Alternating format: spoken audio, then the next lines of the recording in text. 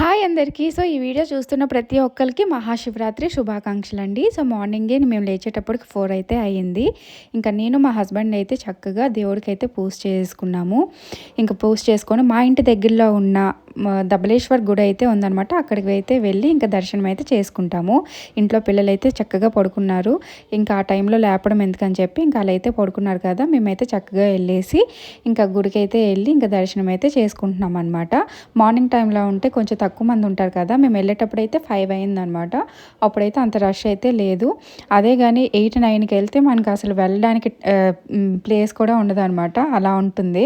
అలా అని చెప్పి ఇంకా మార్నింగే వెళ్ళి దేవుడికైతే దీపం పెట్టేసి ఇంకా దర్శనం అయితే చేసుకొని ఇంకా బయటకైతే వచ్చేసాము. నేనైతే ఉపవాసం అలాగే జాగారం కూడా ఉంటున్నాను అనమాట. అలాగే నైట్ కూడా వచ్చి దీపం పెడదామని అనుకుంటున్నాను.